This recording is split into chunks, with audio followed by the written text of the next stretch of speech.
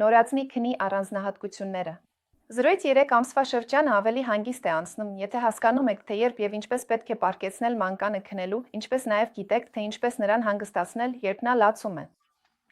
Լավ քունը 3 բաղադրիչի արդյունք է՝ ռեժիմ, երեխայի նյարդային համակարգի հանգիստ վիճակ, անվտանգություն եւ քնի պայմաններ։ Նորածին երեխան չի տարբերակում ցերեկն ու գիշերը։ Նրա մոտ դեռ չեն ձևավորվել ցիրկադային ռիթմերը եւ սեփական մելատոնին հորմոնը չի սինթեզվում։ Սա նրա առաջին առանձնահատկությունն է։ Օրվա եւ գիշերվա տարբերակման բացակայության պատճառով նորածինը կարող է դրանք փոխել իրար հետ։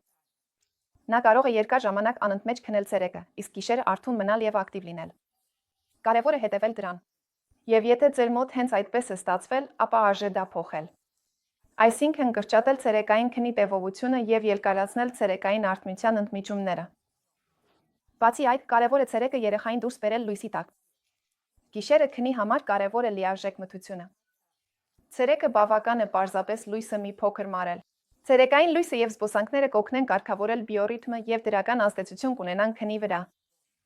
Երկրորդ առանձնահատկությունը, որը ազդում է քնի որակի վրա, դա երեխայի զարգացման տիեզերական արագությունն է կյանքի առաջին ամիսներին։ Բառացիորեն յուրաքանչյուր 2 շաբաթը մեկ նորածնի օրվա ռիթմը փոխվելու է։ Այդ պատճառով ժամային ռեժիմը ֆիզիոլոգիապես ճիշտ չէ անհնար է նորածնի համար։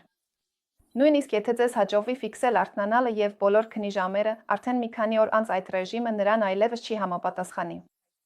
Երրորդ առանձնահատկությունը նորածնի նյարդային համակարգի անբավարար զարգացած լինելն է։ Անհանգստության գործընթացները հետ կմնան գրգռման գործընթացներից։ Սա նշանակում է, որ փոքրիկը շատ կարիք կունենա ձեր օգնության հանգստանալու, բուլանալու եւ քնելու համար։ Այդ պատճառով երեխայի կյանքի առաջին 3-4 ամիսներին բացառել ձեր օգնությունը քնեցնելու հարցում սխալ կլինի։ Շատ մայրեր, իմանալով քնի հետ կապված ուժեղ ասոցիացիաների մասին եւ այն, թե ինչպես դրանք երբեմն բացասաբար են ազդում քնի որակի վրա, փորձում են դա անել։ Ուստի հետևեք, որ ձեր փոքրիկը ցերեկը բավականաչափ արթուն լինի, իսկ գիշերը հարթնանա միայն անհրաժեշտ կերակրման համար։ Ժամային խիստ ռեժիմը անհնար է, բայց ժամանակի ընթացքում օրվա որոշ կանխատեսելիություն պետք է առաջանա։ Երեխան դեռ ինքնուրույն քնել չի կարողանում, ուստի օգնեք նրան, օրորեք, գրկեք, կրծքով կերակրեք։